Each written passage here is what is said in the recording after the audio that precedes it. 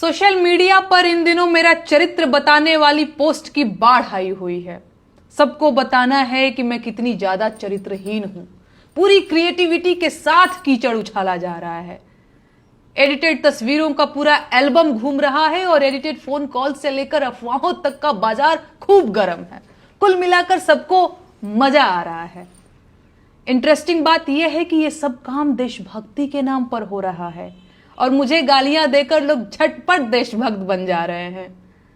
अगर मैं इस प्रोसेस को न समझ रही होती तो मैं जरूर परेशान हो जाती, कमजोर पड़ जाती, टूट जाती। लेकिन इन फर्जी देशभक्तों के लिए बुरी खबर यह है कि मैं खूब समझ रही हूं कि इस वक्त मेरे साथ क्या हो रहा है और क्यों हो रहा है। मैं इस सरकार से सवाल पूछ रही हूं, लेकिन सरकार के पास मेरे सवालों का कोई जवाब नहीं है, तो बदले में मुझे गालियां दिलवाई जा रही हैं। सवाल पूछने वाली लड़कियों को रोकने का सबसे आसान तरीका यही तो है, उनके चरित्र पर सवाल उठा दो। बेचारी डर जाएंगी। न डरे तो वैश्या बोल दो, उनके घर वाले डर जाएंगे और उन्हें चुप करा देंगे। फिर भी ना माने तो देशद्रोही और गद्दार बोल दो, FIR दर्ज करा दो, जेल का डर दिखा दो। ये लोग इतने कायर हैं कि सवाल पूछने वाली एक लड़की को बर्दाश्त नहीं कर पा रहे हैं। पूरी IT सेल की फौज लगा रखी है। मेरा फोन नंबर तक वायरल कर दिया गया है। डेली सैकड़ों फोन कॉल्स आ रहे हैं और ये सब सिर्फ इसलिए कि मेरा हौसला टूट जाए। मुझे गालियां देने वाले लोग कोई और लोग नहीं हैं। ये वही लोग हैं जिन्होंने सावित्रीबाई फुले के ऊपर कीचड़ फेंका था। ये वही लोग हैं जिन्होंने सुकरात को जहर का प्याला देकर मार दिया था। ये वही लोग हैं जिन्होंने ब्रूनो को सच बोलने के लिए जिंदा जला दिया था। ये वही लोग हैं जिन्होंने मीराबाई राठौर को जहर देकर मारने की कोशिश की थी। ये वही लोग हैं जिन्होंने माता सीता को अग्नि परीक्षा देने के लिए मजबूर कर दिया था। ऐसे मूर्ख और धूर्त हर युग हर जमाने में हुए हैं और मैं इस परिदृश्य को बहुत कायदे से समझ रही हूं। इस जमाने के मूर्ख और धूर्त मुझे चाहे जितना अपमानित करें, प्रताड़ित करें, मैं हारने वाली नहीं हूं।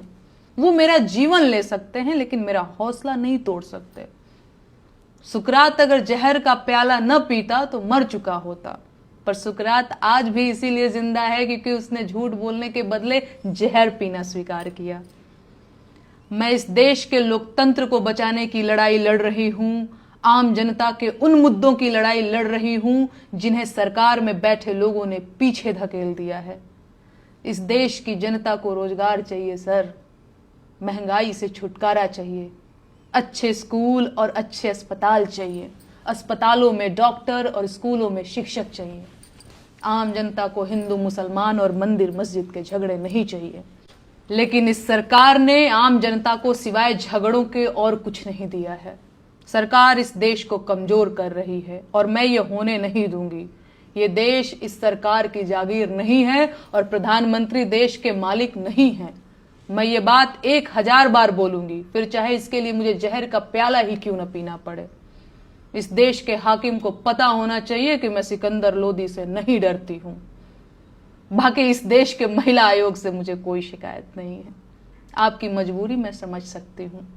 भाजपा के नेता महिलाओं पर जिस मुखरता से बयान दे रहे हैं उसे देखकर मैं आपकी हालत का अंदाजा लगा पा रही हूं। तो आप लोग अपना ख्याल रखिए। नमस्ते जीत जी।